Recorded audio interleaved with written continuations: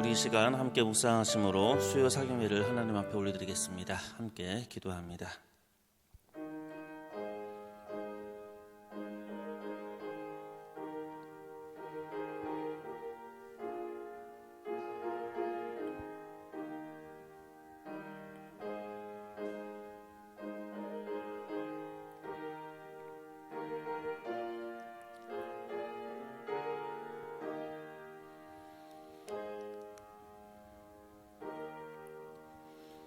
사랑의 하나님, 분주한 삶 속에서 잠시 멈추고 주님 앞에 다가가는 이 수요의 저녁 시간을 복되게 하시고, 이 복된 시간에 우리가 말씀 가운데 함께 은혜를 나누며 말씀대로 함께 살아가는 하나님의 자녀 되게 하옵소서.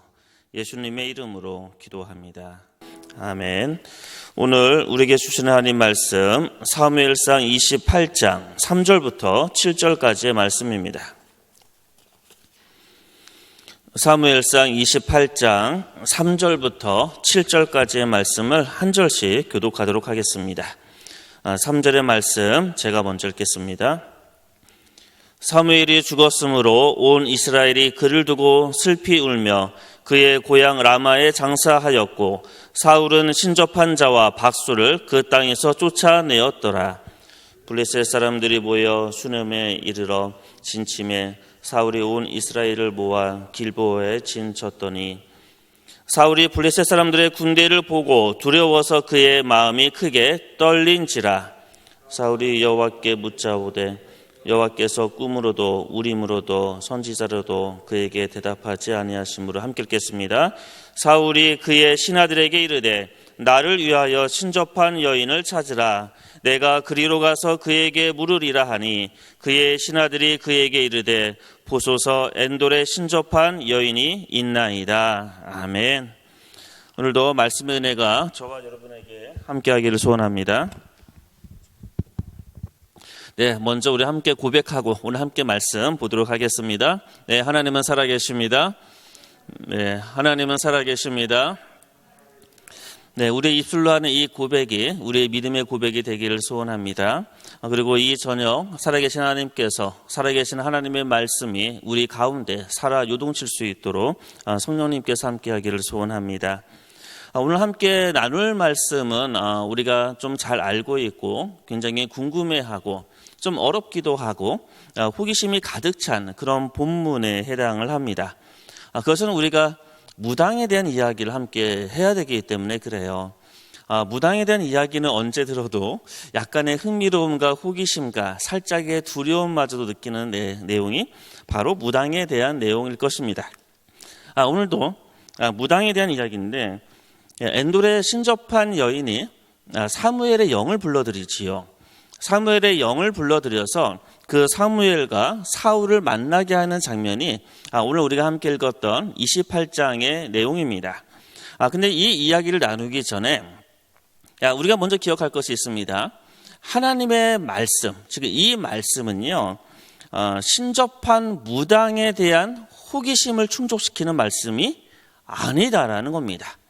그러니까 그 무당이 불러들인 영이 사무엘의 영이냐 아니냐, 아니면 이 무당들이 이런 일들, 신접한, 지금도 동일하게 무당한테 가서 점을 치는 이런 일들에 대해서 어떤 호기심을 충족시키고자 이 본문이 써진 것은 아니라는 겁니다.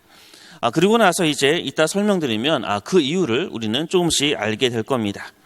그럼에도 불구하고 먼저 약 5가지의 내용을 함께 먼저 잠깐 짧게 나누고 오늘 본문 본격적으로 좀 보려고 하는데요. 신접한 여인에 대한 이 이야기가요, 학자들에 의해서는 한 5가지 정도로 이제 의견이 나눠집니다. 그래서 첫 번째 프린터에 제가 1번 하면서 써놨습니다. 첫 번째 내용은 이거예요. 그러니까 그 엔돌에 신접한 여인이 불러들인 영이 사무엘의 영이 맞는데 하나님께서 아주 특별하게 허락하신 경우다라는 게 첫 번째 설이고요. 그 다음에 두 번째는 뭐냐 하면, 신접한 여인이 자신만의 악한 수단으로 실제 사무엘의 영이 나타나도록 했다라는 것이 두 번째 또 설입니다. 또 세 번째 이렇게 주장하는 사람이 있습니다. 신접한 여인이 악한 영과 접촉해서 속은 것이다. 그러니까 본인이 속은 것이다. 이렇게 이야기를 하는 게 세 번째 이야기입니다. 또 네 번째는 이런 이야기를 합니다. 신접한 여인이 이게 투시의 영이 있어서 투시의 영이 실제로 있는지는 모르겠어요. 그렇게 고백하는 사람은 있지만 저는 절대 믿지 않는 그 은사거든요. 투시의 영이 있어서 사울의 생각을 읽어서 연극한 것이다. 이것이 이제 네 번째 설입니다. 그리고 마지막 다섯 번째 설은 뭐냐 하면 이 당시에는 약을 먹고 종교적인 행위를 했던 일들이 다반사로 일어났거든요. 그래서 약을 먹고 환각 상태에서 이러한 일련한 일들이 일어난 것이다 라는 주장이 다섯 번째 주장입니다. 그래서 이 다섯 개의 주장 중에서 그럼 뭐가 맞냐? 결론은요, 모르겠습니다. 선택하십시오. 어떤 게 맞는지 모르겠습니다. 물론 저는 이제 몇 번인지를 설명하겠지만 모르겠습니다. 이것을 몇 번을 믿는 것에 따라서 우리의 구원이 결정되지 않습니다. 이것은 마치요, 우리가 이런 이야기 너무 많이 들어봤지요. 손가락으로 달을 가리키면 달을 봐야지 손을 보면 안 되는 것과 같은 이치입니다. 그러니까 이것이 그렇게 중요한 내용은 아니라는 겁니다. 그러한 전제 하에서 저는 이 다섯 개에서 그러면 저는 뭘 믿느냐? 이것은 지극히 저의 개인적인 생각입니다. 저는 어떻게 생각하냐 하면요, 거짓 영에 속은 것이다 라고 저는 개인적으로 생각을 하고 있습니다. 그러면 그 이유를 설명해야겠지요. 그 이유는 이렇습니다. 지금 이 엔돌의 신접한 여인을 만나는 이 장면은 사울의 인생에 있어서 가장 영적 타락의 순간이었어요. 그런데 영적 타락의 그 순간에 하나님의 사람이었던 사무엘이 어떠한 그 이야기 안에 결코 들어오지 않았을 것이다. 왜 그러냐 하면 만약에요, 신접한 여인이 자신의 어떠한 수단이든 하나님이 허락을 했던 신접한 여인에 의해서 무당이잖아요. 하나님께서 금하고 죄라고 일컬어지는 그 사람이잖아요. 그런데 이 사람에 의해서 실질적으로 사무엘의 영이 나타났다는 게, 하나님의 사람이 나타났다는 게 저는 믿어지지가 않습니다. 그리고 너무나 논리적으로도 맞지가 않아요. 무슨 이야기인지 아시겠습니까? 제가 너무 어렵게 설명했습니까? 그러니까 하나님의 사람이 그 귀신을 믿는 사람에 의해서, 그 수단에 의해서 하나님의 영이 올라갔다가 내려갔다 한다? 안 믿어진다는 거예요. 하나님의 사람이기 때문에. 하나님의 사람은 하나님께서 보호하시는데 어떻게 그렇게 악한 사람이 악한 수단으로 하나님의 사람의 영이 오르락내리락 할 수 있느냐? 도대체 말이 안 된다는 겁니다. 그래서 저는 개인적으로 3번을 선택을 합니다. 악한 영이 속인 것이다. 그리고 악하지만 영이잖아요. 능력은 있거든요. 그래서 사울의 상태를 파악하고 그에게 여러 가지 일들을, 아마 예언 같은 일들을 하게 되어졌을 것입니다. 어쨌든 이 이야기는 다시 한번 말씀드리지만 본문에 있어서는 절대 중요한 내용이 아니라는 겁니다. 이것보다 더 중요하게 우리가 봐야 될 부분에 대해서 이제 우리는 한번 살펴보고자 합니다. 본문의 배경은 28장 3절이에요. 28장 3절에는 두 가지의 배경이 등장을 하게 됩니다. 하나는 사무엘의 죽음, 영적인 지도자였던 사무엘의 죽음이었고요. 그 다음에 두 번째는 뭐냐 하면 사무엘이 죽고 나서 사울이 바로 한 행위가 뭐냐 하면 사울이 신접한 자와 박수들을 쫓아내요. 참 이게 좀 아이러니하지요. 사울이 계속 죄 가운데 있는데 이 순간만큼은 종교개혁을 한 겁니다. 영적 지도자였고 이스라엘의 영적 아버지였던 사무엘의 죽음, 그리고 그를 애도하는 그 사회적인 분위기 속에서 사울도 나름의 종교개혁을 했는데 뭘 한 겁니까? 신접한 자와 박수들을 쫓아낸 겁니다. 이것은 어떤 의미가 있을까요?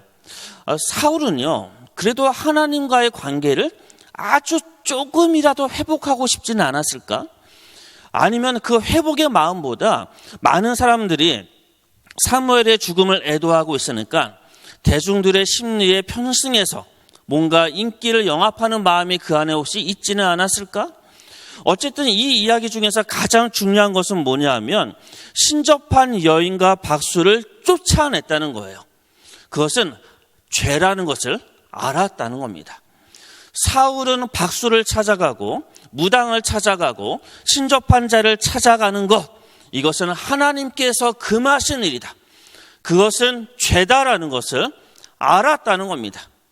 그러니까 지금 엔돌의 신접한 여인을 찾아가는데 그것이 즉흥적으로 아니면 단순한 두려움 때문에 아니면 그것이 죄인지 아닌지 헷갈리기 때문에 그러는 것이 아니라 분명 사울은 그것이 죄라는 것을 인지하고 있었다는 겁니다. 그것이 바로 28장 3절의 배경이 되는 거예요. 자, 그 배경 속에서 이제 사건이 등장하기 시작을 합니다. 그런데 그 내용이 27장에서 만나는 다윗과 너무나 대조돼요. 그러니까 지금 28장의 내용을 27장의 내용과 대조하면서 봐야 됩니다. 자, 27장에 어떤 일이 일어나는지 지금 표를 보면서 함께 좀 살펴보고자 합니다. 다윗은요, 하나님의 은혜를 누렸습니다. 광야에서 역경 가운데 하나님의 도우심을 경험했던 사람입니다. 믿음도 아주 넉넉하기 때문에 사울을 죽음에서 2번이나 살렸던 일을 실제로 했습니다. 그리고 요나단이 사울의 입을 통해서도 왕으로 선포받습니다. 심지어 아비가일을 통해서 한 여인을 통해서도 당신의 나라를 하나님이 세울 것이다라는 그런 예언을 받습니다. 축복을 받습니다. 이쯤 되면 다윗이 두려움이 없어야 되잖아요. 그런데 다윗 안에 갑작스러운 두려움이 찾아왔던 것 같아요. 갑작스러운 두려움 앞에 다윗은 전혀 예상하지 못했던 행동을 합니다. 그게 바로 가드로 망명하는 겁니다. 여러분, 이 장면이 너무나 우스운 거 아십니까? 25장에서요. 그 전에도 가드로 하면 망명을 갔었죠. 그래서 그 가드의 아기스 왕한테 찾아갔었잖아요. 망명을 갔었는데 그때 어떻게 행동을 했습니까? 막 미친 채 했잖아요. 그래서 막 침을 흘리면서 그 앞에서 아주 굴욕적이고 비참한 모습을 보여줬습니다. 그런데 불과 몇 장 지나지 않아서 물론 이때 한 가지 차이는 있습니다. 그때는 거의 혼자 간 것 같지만 이때는 약 600명이라는 식솔들이 있었던 것이 차이가 있었겠지요. 하지만 그 굴욕의 현장에요. 그것도 이방 땅에 또 가게 됩니다. 도대체 그의 두려움은 얼마나 컸기 때문에 이렇게 또다시 실수를 하는 것일까? 그의 사울을 향한 그의 두려움이 도대체 얼마나 크기 때문에 그는 그렇게 굴욕을 당했던 그곳에 다시 가는 걸까? 참 이것이 다윗의 연약함 같아요. 다윗의 이 연약함, 어떻게 보면 참 우리의 모습하고도 참 유사한 것 같습니다. 자, 그런데 이제 가드로 가게 됐지요. 자, 가드로 가서 그래도 이제 환영을 받았어요. 뭐 이제 그 아기스 왕은 여러 가지 뭐 계산을 했겠죠. 다윗이 이제 우리에게 오면 600명과 함께 있으니까 뭔가 뭐 용병처럼 그를 좀 쓸 수 있겠다. 뭐 이런 뭐 생각을 했던 것 같습니다. 그리고 가드로 들어갔을 때 사울도 이제 다윗을 쫓아가지 않게 됩니다. 왜 그러냐면 이방 땅으로 들어간다는 것은 정치적인 파산이에요. 이거는요. 이방 땅에 들어간다는 것은 이스라엘 민족과는 이제 대적한다는 겁니다. 그리고 이방신을 섬긴다는 의미가 있습니다. 그래서 사실 정치적으로 파산된 게 이방 땅에 망명한 겁니다. 그렇기 때문에 사울도 더 이상은 쫓지 않습니다. 그렇게 보니까 이제 다윗은 오고 갈 데 없이 정치적인 파산을 지금 앞에서 가드로 지금 들어간 겁니다. 그러고 나서 이제 이야기합니다. 아기스 왕에게 나에게 한 지역을 달라라고 요청을 하지요. 근데 여기서 하나님의 특별한 은혜가 임하게 됩니다. 하나님께서 아기스 왕에게 어떤 지역을 허락하게 하시냐 하면 시글락을 주게 합니다. 이게 별 내용이 아닌 것 같지만 이게 하나님의 은혜였어요. 왜 그러냐면요. 여호수아에 의하면 유다 지파는 다윗이 속한 지파잖아요. 유다 지파의 기업으로 줬던 곳이에요.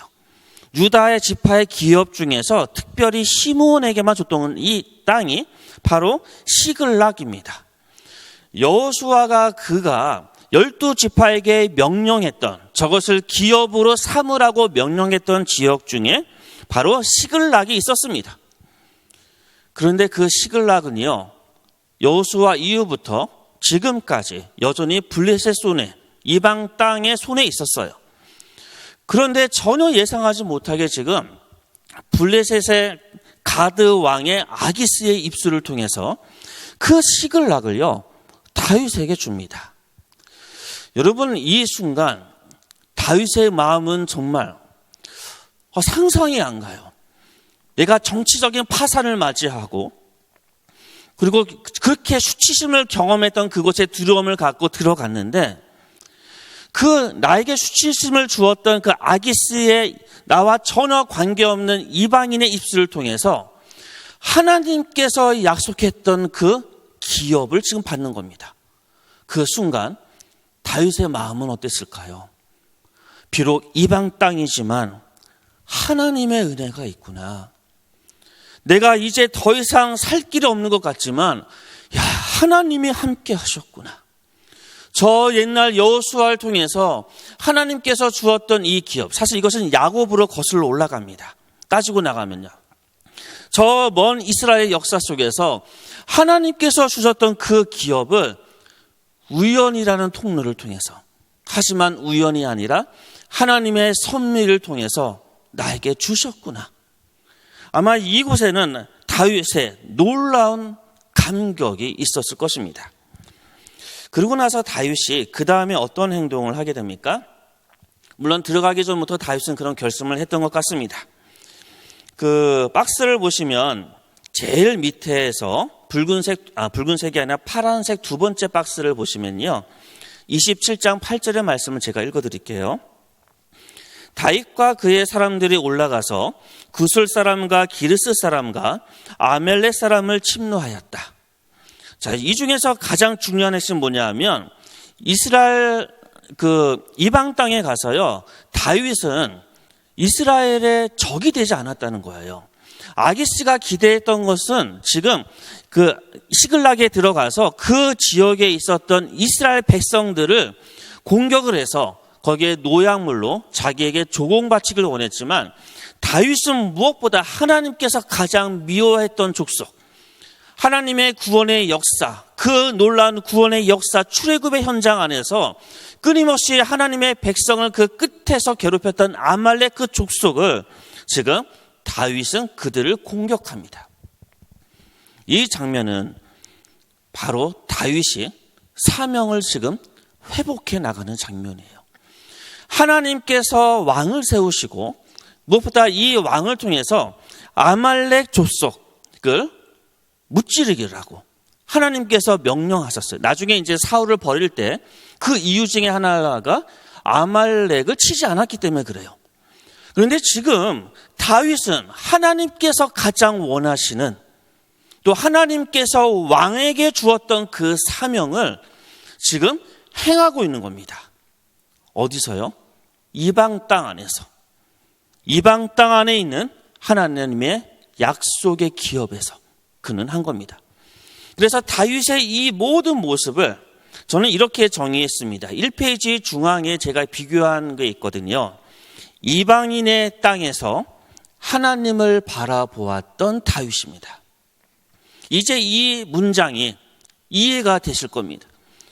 비록 정치적 파산을 경험할 수밖에 없고 그것을 받아들일 수밖에 없는 그 이방 땅에서 다윗은 오직 하나님을 쳐다봅니다. 오직 하나님만을 바라봅니다. 이게 27장의 내용이에요. 그런데 이제 28장으로 넘어갑니다. 자, 이제 오늘의 28장은 2페이지로 넘어가시면 됩니다. 자, 28장을 보시면, 자, 사건은 이렇게 이제 전개가 됩니다. 블레셋이 이제 하나님의 백성 이스라엘을 침략합니다. 침략하는 과정 안에서도 다윗은 제외되는 하나님의 은혜가 있었지요. 자, 그것은 지금 설명하지는 않겠습니다. 하지만 이것도 하나님의 보이지 않는 손이었고 하나님의 은혜였습니다. 블레셋의 지도자들이 다윗을 믿지 못했기 때문에 이 전투에서 배제하게 됩니다. 어쨌든 블레셋은 지금 수넴 지역에 모였습니다. 28장 4절에 보시면 이 페이지 제일 위에입니다. 블레셋 사람들이 모여 수넴에 이르러 진침해 사울이 온 이스라엘을 모아 길보아에 진 쳤더니, 이제 블레셋 사람들이 이스라엘을 치기 위해서 수넴이라는 지역에 막 진을 치고 이제 모이기 시작을 했습니다. 절대절명의 위기의 순간이었죠. 사울은 굉장히 두려웠을 것입니다.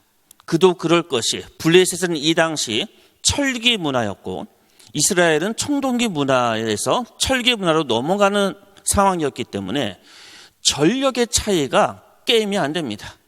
요즘에 러시아와 우크라이나가 같겠죠. 전력의 차이가 게임이 안 되는 상황 속에서 사울은 어떻게 합니까? 하나님께 물어봐요. 어떻게 해야 될지. 이게 어떻게 되겠습니까? 그런데 충격적이죠. 자, 두 번째 박스에 28장 6절의 말씀을 제가 읽겠습니다. 사울이 여호와께 묻자오되 여호와께서 꿈으로도 우림으로도 선지자로도 그에게 대답하지 아니하셨다. 하나님이 대답하지 않으세요. 하나님이 침묵하세요. 여러분, 사울의 끊임없는 죄를 범하는 그 순간, 그리고 그의 인생에서 끊임없이 하나님께서 그로 하여금 회개의 기회를 줬어요. 제발 돌아오고 하나님의 말씀을 지키라고 끊임없이 기회를 줄 때마다 그는 끊임없이 하나님을 거부했습니다. 그러자 하나님께서 이제 사울을 거부하십니다. 그리고 그의 인생의 가장 어두운 순간에 하나님께서 침묵하십니다. 마치 우리가 최후의 심판 때, 그 심판 때에서 하나님께서 우리를 거부해서 그 느낌처럼 바로 지금 사울은요, 하나님의 이 침묵이 공포로 아마 경험하게 되어졌을 것입니다. 그러자 그는요, 그 공포와 두려움 때문에 사울의 마지막 선택을 이제 하게 되지요. 이 선택은 너무나 최악의 선택이었습니다. 이 선택은 무엇입니까? 먼저 세 번째 박스 첫 번째를 보시면 신접한 여인을 찾는 것이 명백한 죄라는 것을 알고 있었습니다 라고 제가 썼습니다. 사무엘과 15장에서 결별하게 되는데, 이때 사무엘이요, 사울에게 이야기해요. 거역하는 것은 점치는 죄와 똑같다. 점치는 거, 무당을 찾아가는 거, 신접한 자를 찾아가는 거, 박수를 찾아가는 거, 이것은 죄다라고 사무엘이 끊임없이 이야기를 했습니다. 그리고 우리가 아까 살펴보았던 것처럼 사무엘이 죽었을 때 사울조차도 신접한 자와 박수를 쫓아내는 일을 했습니다. 분명 사울은 이것이 죄인 것을 알았어요. 죄인 걸 알면 안 하면 됩니다. 그런데 사울은 죄인 것을 알면도 불구하고 그것을 행합니다. 사실 저와 여러분도 그런 경우가 있지요. 분명 이것이 죄인 것을 알아요. 그래도 죄의 그 달콤함 때문에, 아니면 지금의 두려움 때문에, 지금의 위기를 단순하게 넘겨가고 싶기 때문에 죄인지 암에도 불구하고 우리는 그 죄를 선택하는 경우가 있습니다. 지금 사울이 그렇게 선택을 했어요. 그리고 나서 이제 사울은 무엇을 합니까? 변장을 합니다. 그리고 이제 호위병 2명과 더불어 이제 변장을 하고 갔는데요. 이것은 굉장히 실용적인 이유가 있어요. 아까 블레셋이 모였던 지역이 수넴이라는 지역이라고 말씀을 드렸지요. 그리고 이 무당, 신접한 여인이 있는 곳은 엔돌입니다. 그런데 지금 사울이 있는 곳에서 이 엔돌까지 가려면요, 중간에 수넴이 딱 있어요. 그래서 사울은 변장을 할 수밖에 없었습니다. 그 눈을 피하기 위해서, 적들의 눈을 피하기 위해서입니다. 또 누구의 눈을 피해야 됩니까?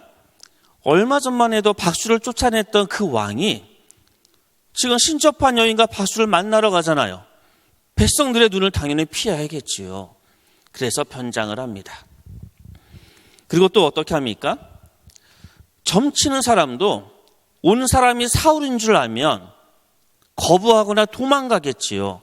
얼마 전에 자신들을 쫓아냈던 사람인데요. 그러니까 이러한 실용적인 이유가 있었을 것 같습니다. 그런데 그런 이유보다 좀 더 우리가 상징적으로 이해할 수 있는 것은 뭐냐 하면 성경에서 옷을 벗는 것은 항상 어떤 의미를 담고 있었어요. 신분을 항상 의미합니다. 그는 왕의 옷을 벗고 다른 옷을 입습니다. 사울이 왕으로서의 지위를 벗어 던지는 상징적 행위를 우리에게 보여주고 있습니다. 자, 이렇게 그는 변장을 해서 그 밤에 바로 엔돌까지 몰래 가서 이제 그 신접한 여인을 만나게 됩니다. 그런데 신접한 여인이 이제 처음에는 몰라봤지만 사울을 불러달라는 사울의 그 부탁을 받고 당신이 사울이지 않냐고 하면서 깜짝 놀라면서 이제 이런 신접하는 이 행위를 하지 않으려고 해요. 이때 굉장히 참담한 일이 일어납니다. 뭐냐면요. 28장 10절을 한번 찾아볼게요. 성경책 28장 10절을 잠깐 찾아보시면 사울이 여호와의 이름으로 그에게 맹세하여 이르되 여호와께서 살아계심을 두고 맹세하노니 내가 이 일로는 벌을 당하지 아니하리라. 여러분, 이 말씀이 얼마나 참담한지 아시겠습니까? 아시겠죠? 하나님께서 미워하고 하나님께서 금하신 일을 지금 하려고 하는데 하나님의 거룩한 이름으로 너가 안전할 것이다 라고 맹세하는 겁니다. 이게 얼마나 말도 안 되는 상황입니까? 이게 전형적으로 하나님의 이름을 망령되이 사용하는 아주 악질 중에 어떻게 보면 악질인 것 같습니다. 하나님의 이름으로 맹세하면서 하나님이 가장 싫어하시는 것을 지금 하는 장면이 이 장면입니다. 도저히 상상이 안 되지요. 그런데 사실 저는 오늘날 이 땅을 보면서 그런 분들 많이 봅니다. 불법을 행하고 불의를 행하면서 하나님의 이름을 들먹이는 사람들이 얼마나 많습니까? 제가 설교할 때 종종 세습 이야기 해가지고 좀 지겨울 수도 있겠지만 하나님의 뜻입니다라고 얘기합니다. 세습이요. 여러분, 그런 게요. 바로 사울이 엔도를 찾아가서 엔도에 있는 신접한 여인에게 찾아가서 야, 점쳐봐라. 하나님이 가장 싫어하는 것을 해봐라. 내가 하나님의 이름으로 널 반드시 지켜줄게.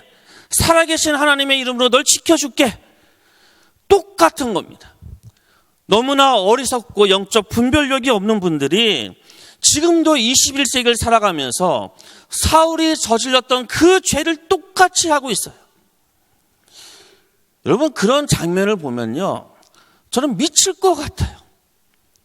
왜 하나님의 이름으로 하나님이 가장 싫어하시고 하나님의 정의가 없고 하나님의 사랑이 없는 그 불의한 곳에 하나님의 이름으로 하냔 말이에요. 그러한 일들이 지금도 여전히 일어나고 있습니다.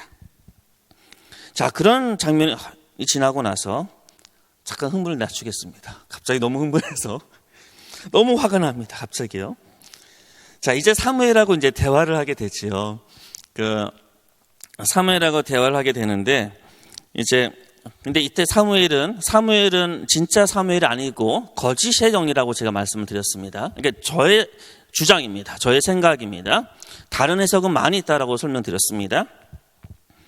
심판의 원인에 대해서 이제 이렇게 이야기를 합니다. 너가 여호와의 목소리를 순종하지 않았다. 그리고 두 번째는 뭡니까? 너가 아말렉을 치지 않았다. 여러분, 이 첫 번째 하나님의 말씀에 순종하지 않았다라는 이 말은 잘 이해가 되죠. 그리고 무엇인지 그 의미를 우리는 잘 알 것입니다. 두 번째는 우리가 좀 더 짚고 넘어갈 필요가 있어요. 우리가 놓치는 부분이 있기 때문에 그렇습니다. 아말렉을 치지 않았다라고 심판의 원인을 말씀하시는데 아말렉을 치는 것은 왕들의 사명입니다. 다른 말로 좀 더 표현할 수 있다면 이렇게 이야기할 수 있습니다. 왕은요, 하나님께서 보실 때 불의한 것들을 없애야 된다는 겁니다. 쳐야 된다는 겁니다. 이 이야기는요, 우리가 지금도 불의한 것이 있을 때 불의하다라고 얘기해야 된다는 겁니다. 그렇지 않으면 죄라는 겁니다. 그래서 초대교회부터 우리의 죄를 이야기할 때 그냥 우리는 그냥 좋은 일을 하는 게 죄를 짓지 않는 것이다, 뭐 이렇게 얘기하잖아요. 그리고 이제 죄를 짓는 것은 막 진짜 사람을 학대하고 폭력하고 살인하고 음행하고 이 모든 것들, 아주 적극적으로 행동하는 것을 우리는 죄로 얘기하잖아요. 근데 초대교회 문서를 보게 돼도요, 선한 일이 있을 때 그것을 행하지 않으면 죄라고 얘기했어요. 그리고 지금 이 아멜렉을 치지 않았다는 이 말씀도 너가 불의한 것을 보고 불의하다라고 얘기하지 않는 것을 죄라고 말씀을 지금 하시는 겁니다. 이 정신은 예수님의 정신으로도 이어집니다. 그래서 예수님께서는 당신의 말씀 중에 비유로서 우리에게 말씀하시지요. 사마리아 비유를 통해서 길거리에서 강도를 맞아 쓰러지고 있는 사람들에게 예배를 핑계대고 율법을 핑계대어지고 어떠한 것을 핑계대더라도 그것을 아픈 자들을 그냥 지나갔을 때 그것을 죄 없다 얘기하지 않으시는 우리 예수님의 정신도 바로 거기에 있습니다. 그래서 오늘날 선한 사마리아 법이 이야기되어지는 것처럼 불의한 것을 불의하다라고 이야기해야 됩니다. 저는 한국교회가 불의한 것에 대해서 불의하다라고 얘기할 줄 아는 그러한 믿음이 있기를 소원합니다. 요즘의 젊은이들과 청년들과 30대, 20대와 30대들이 한국교회를 향해서 끊임없이 이야기하는 것은 불의를 보고 무서워하거나 침묵하기 때문에 그렇습니다. 원래 한국교회는 그러지 않았습니다. 한국교회는 이 일제의 통치 시간에 독립운동을 주장하고 그 안에 전선에 섰던 사람입니다. 이 땅의 군사의 독재가 사람들을 죽여나갈 때 그 최고의 앞에서 자신의 목숨을 다해서 정의를 외쳤던 것이 한국교회의 모습이었습니다. 그런데 오늘날의 모습은 그 모습이 많이 사라지고 있는 것 같다는 것입니다. 심판의 원인은 하나님의 말씀을 순종하지 않고 불의를 불의로 이야기하지 않고 아말렉을 치지 않고 사명을 다하지 않았을 때 그것을 바로 심판의 원인으로 이야기합니다. 그리고 심판의 내용을 4가지로 제가 정리를 했거든요. 하나하나 그 무게가 너무 무겁습니다. 여호와가 내 대적이 될 것이다. 여러분, 이게 얼마나 공포스럽습니까? 우리의 창조주 하나님, 우리의 구원자 하나님께서 대적이 된다는 겁니다. 이 대적이요, 사탄이란 말하고 똑같은 말이거든요. 우리의 대적이 된다는 겁니다. 하나님의 대적이 된다는 겁니다. 우리가. 두 번째는 하나님의 사람 다윗에게 너의 나라를 주겠다라고 이야기합니다. 세 번째는 이 전쟁에서 이스라엘 민족이 다 패할 것이다라고 이야기합니다. 그리고 마지막으로 너와 내 아들이, 사무엘이 지금 하는 이야기입니다. 거짓의 영이긴 하지만 너와 내 아들이 내일이라고 되어 있죠. 본문에 내일 나와 함께 있을 것이다라고 얘기해요. 죽은 자가 나와 함께 있겠다는 건 뭐죠? 죽는다는 거예요. 그래서 사울과 자녀들의 죽음에 대한 예언을 합니다. 그리고 불과 24시간이 지나지 않아 사울이 죽습니다. 그것은 나중에 좀 다룰 겁니다. 자, 그 이야기를 들었을 때 사울의 반응입니다. 충격적이겠죠. 땅에 완전히 엎드러집니다. 하나님의 불같은 말씀 앞에 더 이상 반항할 수도 없고 이 심판한 앞에 한 인간은 자빠지고 엎어지는 것 외에는 방법이 없습니다. 심히 두려워합니다. 기력이 다해서 음식조차 먹지 못합니다. 그것이 사울의 모습이었어요. 자, 그리고 나서 이제 사울의 마지막 만찬을 하게 되는데 신접한 여인이 송아지와 무교병을 가지고요, 사울을 이렇게 대접하게 돼요. 그리고 이 사울이 이 마지막 식사를 하게 됩니다. 여러분, 이 식사를 하면서 한번 이렇게 신학적인 상상력을 한번 동원해 보십시오.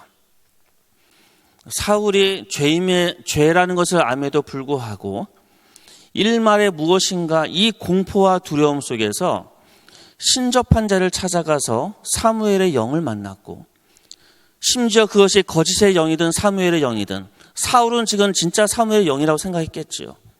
그 영을 통해서 죽음에 대한, 그것도 자신의 아들까지의 죽음에 대한 예언을 받습니다. 그리고 신접한 여인이 차려주는 음식이 앞에 왔을 때 그 음식을 먹으면서 사울은 어떤 생각을 했을까요? 젊은 시절 하나님의 선택을 받고 좀 등치는 크지만 그래도 겸손했던 그 사울, 백성들의 환호 속에서 왕의 역할을 잘 감당해 나갔던 사울, 그렇게 하나님으로부터 인정받고 사무엘로부터 인정받고 백성들로부터 인정받아서 이스라엘의 제1대 초대 왕이 되었던 사울, 그 인생에 하나하나 지나갈 때마다 죄를 짓고 하나님의 말씀에 순종하지 않고 다윗이 등장하고 이 일련의 과정 속에서 끝내 이제는 더 이상 돌아올 수 없는 하나님께서 주는 그 죽음의 심판의 그 메시지를 들었던 사울, 이 최후의 만찬은 그게 과연 어떠한 기분과 어떠한 마음과 어떠한 상태로 이 음식을 먹었을까? 감히 가늠이 되지 않습니다. 이렇게 만찬을 먹습니다. 이 모습은 어떠한 모습 같습니까? 자, 우리 3페이지 보면 이 28장의 내용은 아까 27장과도 굉장히 대조되는, 다윗의 모습과 대조되는 모습을 우리에게 보여주었지요. 하나님의 약속의 땅에 있으면서 이방신을 찾아가는 사울이었습니다.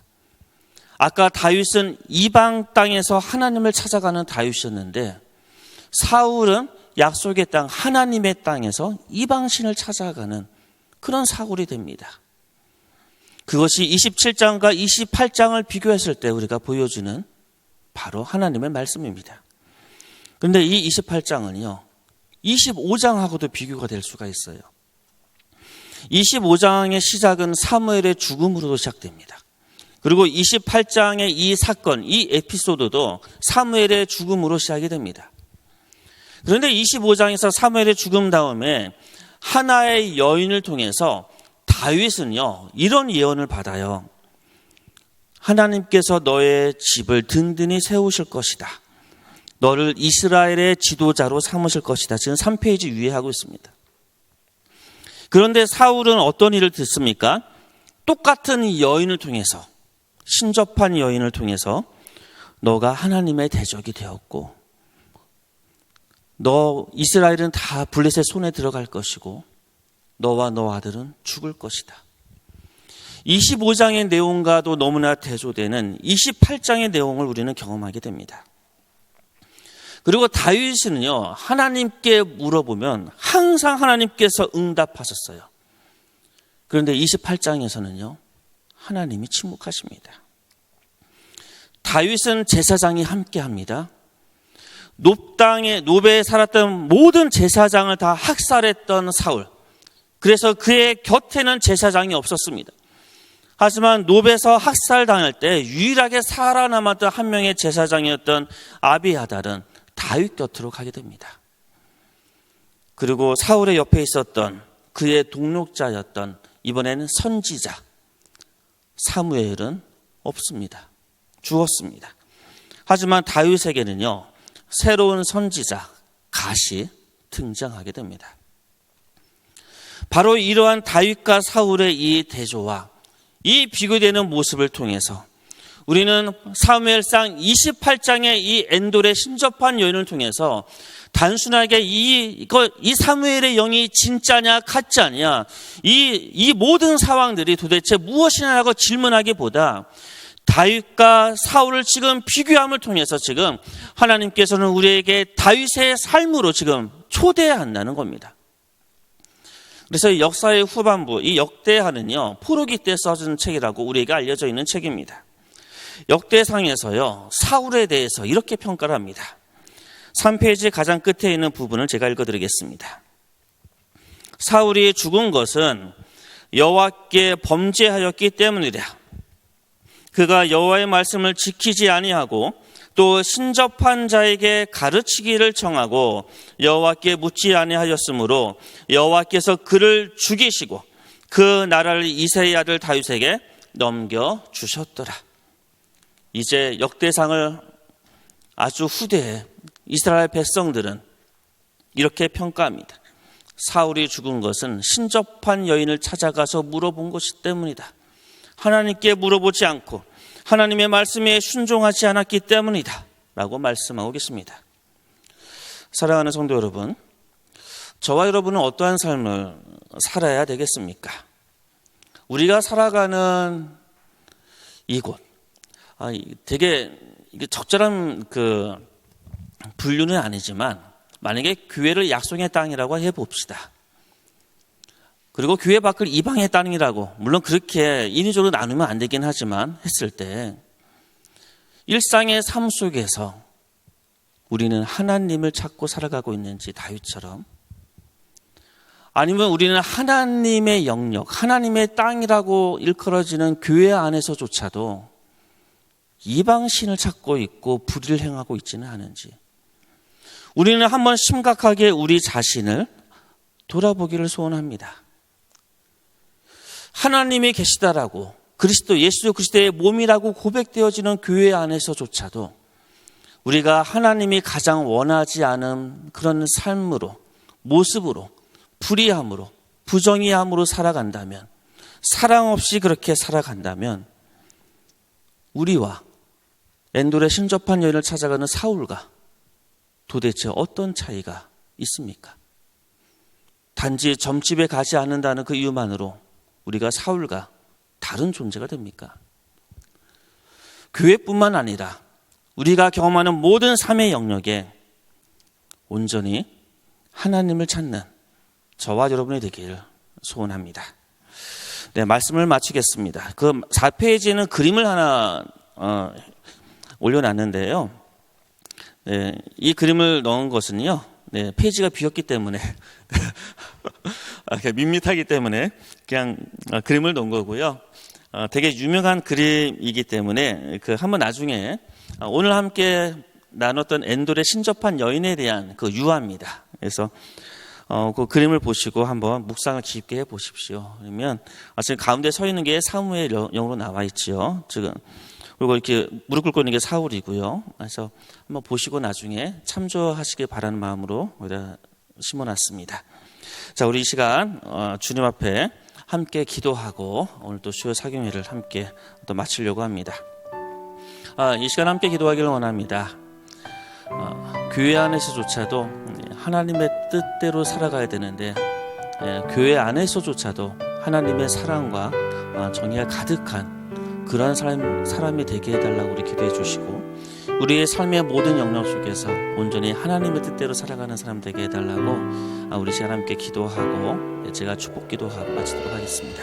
함께 기도합니다. 사랑의 하나님 감사합니다.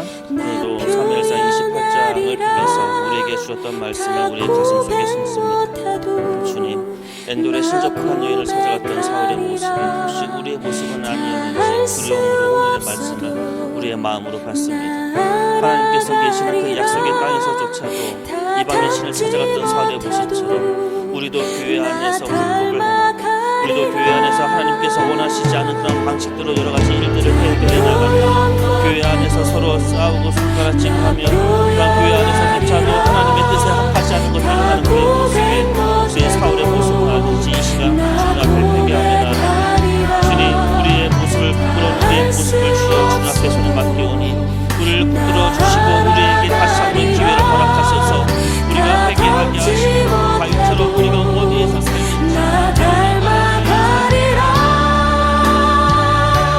그 사랑 얼마나